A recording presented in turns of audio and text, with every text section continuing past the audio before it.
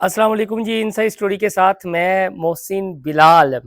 हाफिज़ साद हुसैन रिजवी के साथ भी मामला जो है वो इमरान खान जैसा होने जा रहा है, या यूँ के तहरीक इंसाफ के साथ जो कुछ हुआ वो अब तहरीक लब्बैक पाकिस्तान के साथ वही कहानी दोहराई जा रही है। ये क्या ख़बर है? और इसके साथ ये भी है कि शायद ये नवंबर वफ़ादारियों का मौसम है कि वफ़ादारियाँ तब्दील हो रही हैं और जो इर्द गिर्द इकट्ठे होते थे वो अब छोड़ते चले जा रहे हैं। ये बताएंगे। गुज़िश्ता रोज़ एक प्रेस कॉन्फ्रेंस तो आपने देख ली, लेकिन इसके साथ साथ मैंने एक इंतहाई अहम और रिजवी बरादरान के करीबी शख्स से रब्ता किया कि आपके हवाले से भी कुछ चाय मगोइयाँ हैं, तो क्या ये दुरुस्त हैं या गलत हैं? उन्होंने आगे से जो मुझे कहा है ना और जो बताया है, मैं आपके साथ अमानतन वो शेयर करूँगा।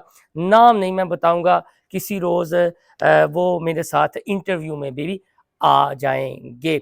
लेकिन जो उन्होंने बताया है वो कहानी तो 5-6 अक्टूबर से शुरू हो जाती है। हम तो ये समझते थे कि ये जो मामला है 8 अक्टूबर से शुरू हुआ है, लेकिन वो तो बता रहे हैं कि ये 6 अक्टूबर से ही शुरू हो गया था और बाकायदा तौर पर बता भी दिया गया था।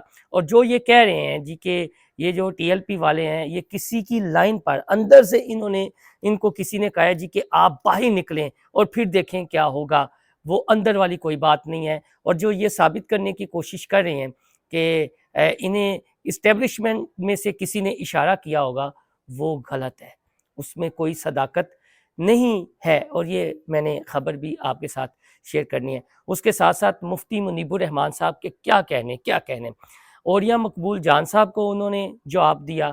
उससे पहले किसी ज़माने में फवाद चौधरी साहब चूँकि बार बार उनको तंज किया करते थे, तो फवाद चौधरी साहब को उन्होंने जवाब दिया। और अब हैं जी मिनहाजुल कुरान के एक आप ये कह लें भगोरे कह लें, रहीक अब्बासी साहब, वो बैठे हुए हैं लंदन में, जिन्होंने सानिया मॉडल टाउन के शोहदा का खून बेचा, उनके फंड गाए, ये मुबैना तौर पर उन पर इल्ज़ामात हैं। और तब से वो लंदन में बैठे हुए हैं, अलवाहिकीन को इंसाफ देने यहाँ पर नहीं आए। उनको मुफ्ती मुनीबुर रहमान साहब ने बहुत ही करारा जवाब दिया है। और लास्ट में खबर है जी वो फील्ड मार्शल सैयद आसिम मुनीर साहब के हवाले से है। वो खबर है उनके नोटिफिकेशन की, और उनके नोटिफिकेशन की जो कापी है वो मैंने हासिल कर ली है। अब अजान हो रही है, अजान का वक्फा लेता हूँ और इसके बाद फिर अपना वीलाग मुकम्मल करता हूँ। तो जी शुरू करते हैं मुफ्ती मुनीबुर रहमान साहब के खराक के हवाले से, जो उन्होंने खराक किया है जनाबे रहील अब्बासी के ख़िलाफ़। वो लिखते हैं, एक बड़े लीडर रहीक अब्बासी ने मुझे तबसरे के काबिल समझा, उनका शुक्रिया। मैं तो पंजाब हुकूमत की तहवील में लिए गए मदारिस व मसाजिद अहले सुन्नत को वागुजार कराने के लिए गया था और अल्हम्दुलिल्लाह वो काम अहसन तरीके से मुकम्मल हुआ। हुकूमत पंजाब ने वो मदारिस व मसाजिद तंजीमुल मदारिस अहले सुन्नत पाकिस्तान को दिए और तंजीमुल मदारिस ने वो अदारे उनकी साबिक इंतज़ामिया और आइमा व खुतबा को बहाल करके उनकी तहवील में दे दिए। नज़्द उल्मा की पकड़ धक्कर और ख़वातीन पर मुकदमात कायम करने का सिलसिला मौकूफ़ हो गया। दीगर मसाइल पर भी बात हुई और कुछ न कुछ पेश रफ्त हुई है। जिस इज्तिमा के मनाज़र मीडिया पर आए मैं उसका हिस्सा नहीं था, अलबत्ता मुझे वहाँ बैठा दिया गया तो मैंने सिर्फ़ और सिर्फ अहले सुन्नत व जमात के मसाइल व मसाइब पर बात की जो नशर ना हो सकी। उम्मीद है जिन लोगों को दहशत कायम करने के लिए बिला वजह गिरफ्तार किया गया था वो आहिस्ता आहिस्ता रिहा हो जाएंगे। मुफ्ती मुनीबुर रहमान साहब ने पहले पैरे में एहसन तरीके से बता दिया नफासत के साथ, और ये भी कहा है कि जिन लोगों को दहशत कायम करने के लिए, लफ्ज़ है दहशत कायम करने के लिए गिरफ्तार किया गया था, वो आहिस्ता आहिस्ता रिहा हो जाएंगे। और जो मुफ्ती मुनीबुर रहमान साहब का खिताब है, ज़ाहिर है रिकॉर्ड पे पड़ा हुआ है और उनकी एक वीडियो भी सामने आई है, तो मेरे ख्याल में रहीक अब्बासी साहब को और मुफ्ती मुनीबुर रहमान साहब पर तनकीद करने वाले को अफाका हो जाना चाहिए। आगे वो लिखते हैं, मशहूर कहावत है, छलनी उठ कर लोटे पर तान करे, तुम में दो सुराख हैं। मुफ्ती मुनीबुर रहमान साहब ने कमाल कर दिया कि छलनी उठकर लोटे पर तान करे कि तुम में दो सुराख हैं। मेरा जनाब रहीक अब्बासी से सवाल है, एक अशरे से ज़्यादा मुद्दत हो गई آپ لاہور سے لشکر جرار لے کر مقتولین کا قصاص لینے ڈی چوک اسلام آباد پہنچے تھے، لشکر جلال لے کر۔ عمران خان بھی ان کے ہمراہ تھے، ڈاکٹر طاہر القادری بھی تھے۔ 2014 کی وہ بات کر رہے ہیں اور بتا رہے ہیں جی کہ ایک اشرہ پہلے، یعنی اب تو 11 سال ہو گئے ہیں نا۔ وہاں کافی دن میلہ لگا رہا، ذرا بتائیے آپ واپس کیا لے کر آئے تھے؟ اس وقت آپ اس ٹیم کے اوپننگ بیسٹ مین تھے۔ جہاں تک تحریک لبیک کو ممنوع قرار دیے جانے کا سوال ہے تو جس قانون کے تحت اسے ممنوع قرار دیا گیا ہے اسی میں اس مسئلے کا حل موجود ہے، اور وہی بات جو ہم بار بار مفتی منیب الرحمان صاحب اور محسن نقوی صاحب کی ہونے والی ملاقات کو لے کر کرتے آ رہے ہیں، اور خبر بھی آپ تک شیئر کی تھی۔ انہوں نے کہا کہ جس قانون کے تحت ممنوع قرار دیا گیا ہے اسی میں اس مسئلے کا حل بھی موجود ہے، اور مسئلے کا حل واقعی موجود ہے۔ اور ساتھ میں انہوں نے کہہ دیا کہ تسی جرا سانے مارا ٹون دے لوائقین دا او انصاف لین گئے سی لشکر جرار دا اپنے نال لے کے، تسی کی کر لیا، کی حاصل کیتا؟ انہوں دے خون نو تسی ویچیا ہی ہے۔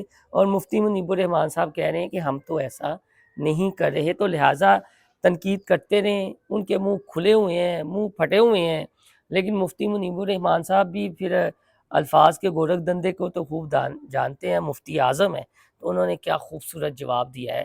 اگر افاقہ نہ ہوا تو مزید ہو جائے گا، جس طرح اولیاء مقبول جان صاحب نے میرے خیال میں اس کے بعد تو انہیں کوئی جواب نہیں دیا۔ فواد چودھری صاحب کبھی کبھی آتے رہتے ہیں، لیکن فواد چودھری صاحب کی لگتا ہے ان سے محبت بھی، اندر سے محبت بھی ہوگی، اور مفتی منیب الرحمان صاحب کے علم کے وہ قائل ہوں گے، لیکن مفتی صاحب نے دیکھیں 2-3 باتیں انتہائی اہم کر دی ہیں کہ قانون ہی میں راستہ موجود ہے، اور جو دہشت قائم کرنے کے لیے یہ گرفتاریاں تھیں وہ اب آہستہ آہستہ رہائی کے عمل میں جائیں گے۔ اب آتے ہیں لبیک کے حوالے سے۔ ایک ہمارے دوست ہیں، میں نے ان سے رابطہ کیا جی کہ یہ مافیاں دیا ویڈیو چل رہی نے لبیک نال اللہ تعلقی کا اظہار کیتا جا رہا ہے۔ کچھ لوگ یہ کہہ رہے ہیں کہ پی ٹی آئی اور عمران خان والی تاریخ جو ہے وہ دوبارہ دہرائی جا رہی ہے، کہانی وہی ہے، اسکرپٹ وہی ہے۔ تو ان کا یہ کہنا تھا کہ بھائی جان ایسا معاملہ نہیں ہے، معاملہ اس سے بالکل مختلف ہے۔ عمران خان سے جوڑ کر یا پی ٹی آئی سے جوڑ کر لبیک یا حفصات رضوی کو نہ کریں۔ یہ جو نکلنا تھا الاقصی مارچ، یہ کچھ دوست رابطے میں تھے اور 6 تاریخ کو ہی آگاہ کر دیا تھا۔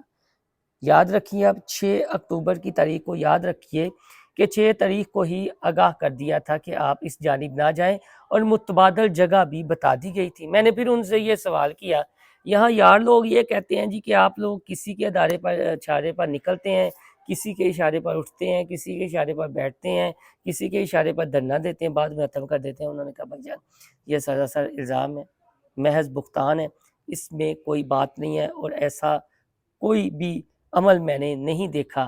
6 تاریخ کو بہرحال یہ ضرور تھا کہ آپ نہ نکلیں، اگر نکل نہیں ہے تو متبادل راستہ دے دیا جائے گا۔ اور اس حوالے سے انہوں نے کہا کہ کچھ ہمارے رہنماؤں کے تحفظات تھے، اور امیر صاحب کو ان تحفظات کے بارے میں باقاعدہ آگاہ کر دیا گیا تھا، اور ہم نے اسی وقت کہا تھا کہ ہم پھر اس کا پارٹ اینڈ پارسل نہیں ہوں گے۔ یہ وہ بات ہے۔ اب یہ جو پریس کانفرنس سے آ رہی ہیں، یہ پی ٹی آئی والے ہمیں ہی رنگ میں بنگ لانے کی یا کہہ رہے ہیں جی کہ پرانا اسکرپٹ ہے، وہ الگ معاملہ ہے، یہ الگ معاملہ ہے۔ ان دونوں کو الگ الگ کر کے دیکھیں، یہ ایسا نہیں ہے۔ آپ جو آکسیجن چاہ رہے ہیں وہ آپ کو آکسیجن نہیں ملے گی۔